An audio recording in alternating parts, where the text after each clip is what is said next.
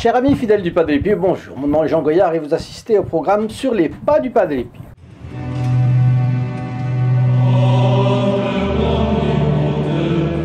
Nous nous arrêtons aujourd'hui sur un sujet passionnant que je vous ai promis la semaine dernière.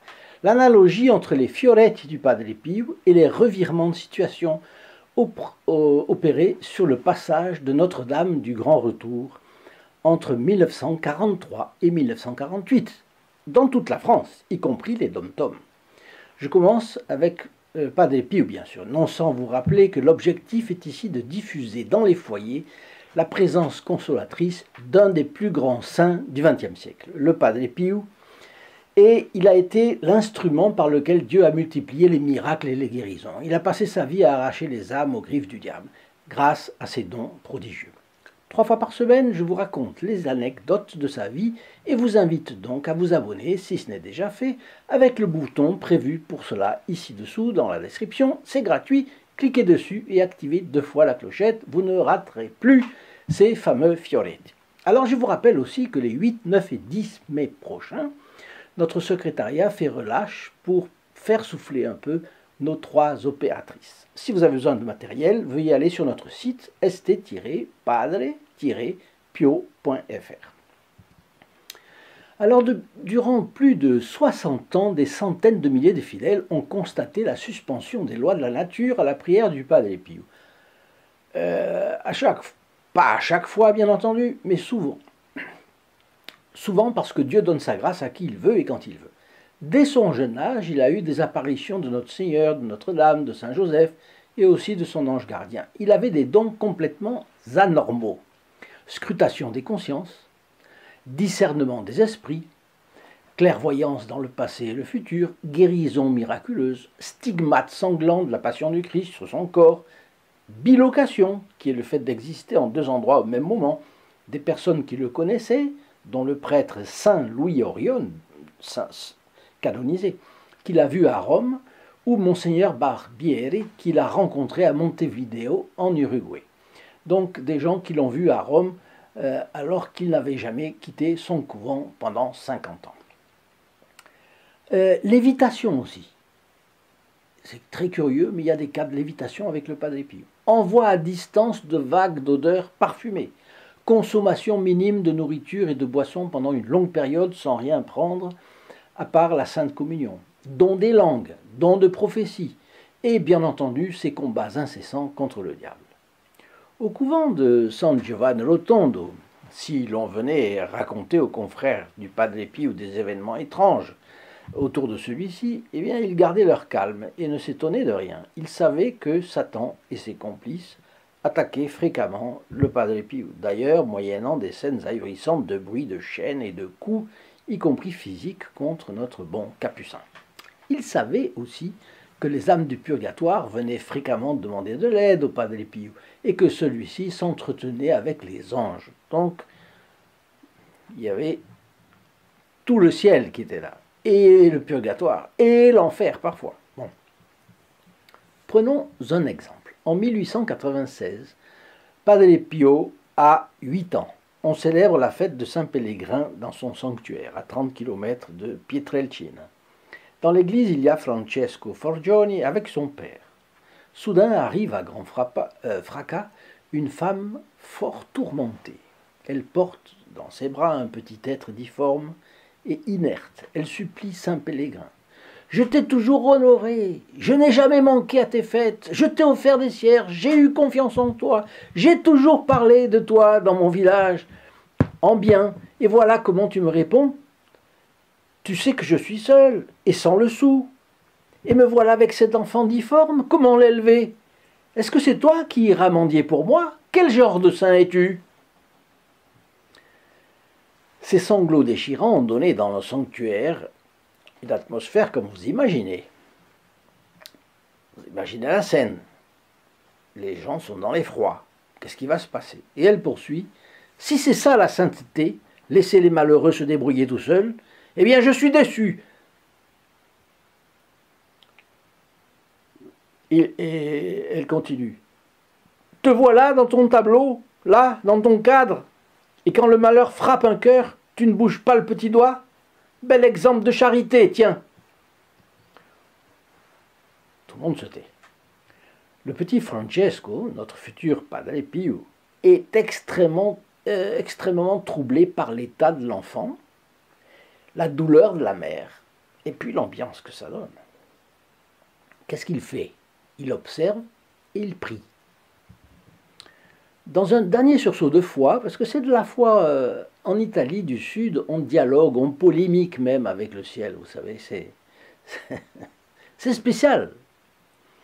Alors la mère éplorée monte les marches de l'autel, et puis elle crie. Elle crie au saint. Tiens, le voilà, garde-le ou rends-le-moi guéri. Expectative. Et là, un fait extraordinaire se produit. L'enfant commence à rouler doucement sur lui-même, se soulève sur ses petits bras et ses genoux qui n'ont jamais fonctionné. Ses membres ont pris une forme normale. Et il peut marcher. Titube, mais il marche. Ébahi, la foule acclame Saint Pélégrin qui vient d'accomplir un miracle sous ses yeux. Vous me direz si vous croyez que c'est Saint Pélégrin ou si c'est le Padre Pio. Longtemps après, le petit Francesco, devenu Padre Pio, racontera la scène à ses proches et il témoignera. Ce jour-là, j'ai appris à prier. Ah, ça veut dire qu'il a prié. Et il a prié avec la force d'impétration, de supplique que nous connaissons au Padre Pio. Alors, sans douter de l'efficacité de la prière de Saint Pélégrin, je ne sais pas comment on dit, qui douterait de la prière du Padre Pio? Qui en douterait? Elle n'aura pas contribué puissamment à ce miracle? Dites-le moi dans vos commentaires. On peut en discuter. On peut en discuter. Le fait est qu'autour de Padre Pio, il y avait toute une atmosphère qui portait à la vertu et plus. Le surnaturel faisait irruption dans la vie commune. Et avec naturel. Aussi, Johan Picard a-t-il écrit ce livre, je ne sais pas où je l'ai mis, au titre évocateur, Padre Pio, un miracle permanent. C'est évidemment une façon de parler. Padre Pio, c'est Padre Pio, et un miracle, c'est un miracle. Ah, le voilà. Bon, mais il y a du vrai là-dedans. La divine providence s'est servie du Padre Pio pour délivrer d'innombrables personnes de la mauvaise influence du péché et dans certains cas du diable lui-même.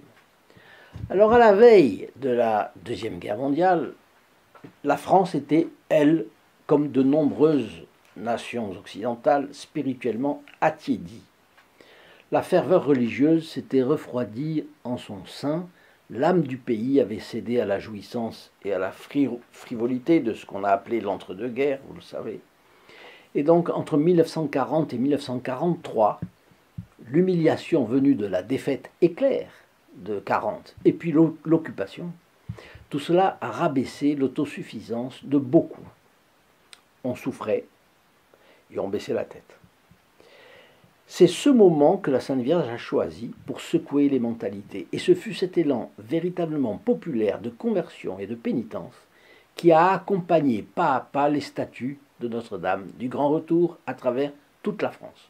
Je vous le disais, 16 000 paroisses visitées sur 38 000, 120 000 kilomètres parcourus par les statues et surtout une transformation des Français devenus tout à coup sérieux, fervents, décidés, pénitents. Donc, première analogie entre le Padre Pio et les pèlerinages géants du Grand Retour. Dans les deux cas, les personnes sont de bonne volonté, ou plus exactement, les personnes qui étaient de bonne volonté se convertissaient sérieusement, radicalement et complètement. Deuxième analogie, les conversions se faisaient par Notre-Dame, pour Notre-Dame, avec Notre-Dame. Et de son côté, le Padre Pio était le premier à envoyer les personnes s'agenouiller auprès de notre bienheureuse mère, n'est-ce pas? Lors du Grand Retour, je reviens au Grand Retour, tout le monde faisait une consécration à la Sainte Vierge selon la méthode de Saint Louis Grignon de Montfort et la mettait dans la barque dans laquelle Notre-Dame était assise. Et le Padre Pio, lui, on voit toute sa vie montre qu'il était esclave d'amour de la Sainte Vierge. Troisième analogie, les ambiances dans les deux cas. Autour de Padre Pio, on se sentait plus vertueux, disons, plus confiant dans le fait que la vertu était à portée de main. On se découvrait infidèle, mais on prenait confiance qu'avec la grâce de Dieu, on irait de l'avant. Le Padre Pio tonifiait le courage, remettait en selle, affermissait l'espérance. Les obstacles qui semblaient insurmontables jusqu'à alors reprenaient leur véritable proportion et on repartait du bon pied. Eh bien, c'est aussi ce qui s'est passé dans ce pèlerinage de Notre-Dame du Grand Retour. Les témoins de l'époque ont raconté que côté ambiance, c'était Lourdes tous les jours, disait-il entre guillemets. Ceux qui sont allés à Lourdes se rappellent l'ambiance légère, pure et élevée qui les a saisis auprès de la grotte de Massabielle. Eh bien voilà, lors du pèlerinage géant de Notre-Dame du Grand Retour, c'était l'ambiance de Lourdes tous les jours. D'où certaines évocations de l'ambiance qui a accompagné ce pèlerinage d'un nouveau style que je vous ai transmise la semaine dernière. Pour ceux qui l'auraient manqué, je vous présente en écran de fin la vidéo pour qu'ils puissent la visionner. Quatrième analogie. D'un côté, les fidèles se rendaient auprès du Padre Pio. Au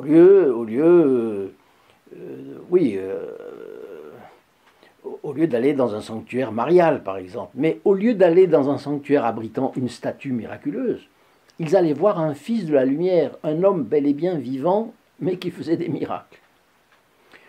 De l'autre côté, le pèlerinage du Grand Retour, au lieu de se déplacer jusqu'à la Sainte Vierge venait aux hommes, comme ce que fera plus tard le pèlerinage de la statue de Notre-Dame de Fatima, à partir de 1969, je crois, dont les organisateurs, 59 ou 69, j'ai oublié, dont les organisateurs imiteront justement tout exprès ceux du Grand Retour. Donc dans les deux cas, c'était des pèlerinages dont la forme n'était pas ce à quoi on avait été habitué jusque-là. Cinquième analogie, le Padre Pio nous fait penser à un personnage de légende, comme si un saint du Moyen-Âge avait été sorti de la légende dorée par les doigts d'un ange. Vous savez, la légende dorée de l'historien Jacques de Voragine. Et ce personnage commençait à prendre forme, à grandir, s'animer pour prendre notre gabarit, à vous, à moi, à nous tous. Donc le pèlerinage du Grand Retour, de son côté, a été ce grand mouvement de ferveur qui renvoie inévitablement à ce que l'histoire nous raconte, des élans de la grâce, ceux que la grâce a produits au Moyen-Âge, lorsque Saint Bernard a prêché la croisade à Vézelay, ou lorsque Urbain II l'a prêché à Clermont-Ferrand, quelque temps après. Dans le cas de Padre Pio et dans celui du Grand Retour, ce fut un immense élan de ferveur médiévale, en plein XXe siècle. Et c'est ainsi que le curé d'Athine, je vous disais, près de Boulogne, a dit que ces statues, qui n'étaient guère esthétiques, avaient suscité de telles manifestations d'enthousiasme que la divine providence les avait évidemment désignées comme instruments de ses grâces. Ce n'est pas à la beauté de ces statues que l'on a pu attribuer tout cela. Cet immense regain de ferveur dans les âmes ne pouvait être dû qu'à la grâce. Donc c'est Notre-Dame qui a tout fait. Et c'est pourquoi le curé d'Athine concluait que cet événement, de 43 à 48, le Grand Retour, était unique dans l'histoire. Mais il y a un miracle. Que je voulais vous raconter, et je n'aurai pas le temps aujourd'hui, mais je vais vous le raconter dans la prochaine vidéo. Il s'est produit en 1952 à Boulogne, justement, dans la ligne du pèlerinage de Notre-Dame de Boulogne. Je vous en entretiendrai dans la prochaine vidéo, ne la manquez pas. Pour l'heure, je vous donne deux rendez-vous, le premier dans la vidéo que je vous présente en écran de fin, ensuite dans la description ci-dessous, sous le lien http://padre-pio.fr, vous pouvez venir me rendre visite. Mais j'ai là quand même quelque chose que je vais vous raconter parce que, à mon avis, ça vaut la peine. Dans le cadre de Notre-Dame du Grand Retour, il y a tout simplement, voilà, je voulais vous le lire, il y a eu des miracles, vraiment, des miracles authentiques, et si je les laisse après, je ne vais pas le faire. Donc, une dame, le 24 août 1945, à Mai, en Mulsien, dans la Seine-et-Marne, était là, elle avait mis une grande banderole en travers de la route, et dessous, le cortège du Grand Retour passe. Elle a 55 ans. Elle est impotente depuis 3 ans à la suite de troubles fonctionnels qui remontent à 1910. Vous vous rendez compte, donc pendant 35 ans, elle a eu ces troubles. Elle s'est traînée au seuil de la maison, elle s'est agenouillée devant la procession et elle a déclaré, au moment même où la Sainte Vierge passait sous la guirlande que j'avais tenu à faire placer en travers de la chaussée, je me suis écrié « Oh, qu'elle est belle !» Un frisson me parcourut tout le corps et je sentis un bien-être indéfinissable. C'était comme si quelqu'un m'enlevait mon moi, comme une chape qu'on déchire, mais sans douleur. Mes yeux ne pouvaient se détacher de l'image de Notre-Dame et je la regardais longtemps. Puis intérieurement, je lui ai fait cette demande. Ma bonne mère, je ne vous demande pas la guérison. D'autres sont plus dignes de votre regard. Faites que je demeure en mon état, mais que mon état ne s'aggrave pas. De jour en jour, je me suis senti mieux, mais ne laissez rien paraître aux miens dans la crainte de leur causer une déception. Le samedi 1er septembre, j'eus la pleine conviction que j'étais guéri. Je me mis à marcher dans ma maison sans appui, sans canne et à vaquer aux soins du ménage. Lorsque vers midi, mon mari et mon fils rentrèrent pour déjeuner, je me tenais assise et je dis à mon mari « C'est aujourd'hui le dernier jour de ma neuvaine.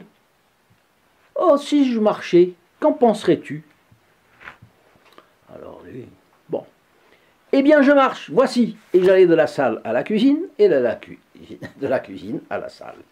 Le lendemain, dimanche de septembre, je me rendis à l'église pour participer. Il y avait une messe. Et je suis allé d'un pas alerte. Et maintenant, me voici aussi vive et libre que possible. À tous, je crie ma guérison par la grâce de Notre-Dame de Boulogne. Vous voyez, ça a été consigné par Monseigneur Debré, évêque de Meaux, avec 69 personnes. 69 personnes qui ont signé la déclaration au terme de laquelle Madame Dufour, on a son nom aussi, absolument invalide avant le 24 août 1945, est redevenue alerte et vaque à ses occupations, comme une personne en bonne santé. Le jour de l'Immaculée Conception, 8 décembre, une cérémonie solennelle d'action de grâce a réuni une foule compacte autour de la Miraculée dans l'église de Mai en Mulsien, et le plus vibrant cantique s'éleva à la louange de la Vierge, à la barque, la céleste visiteuse.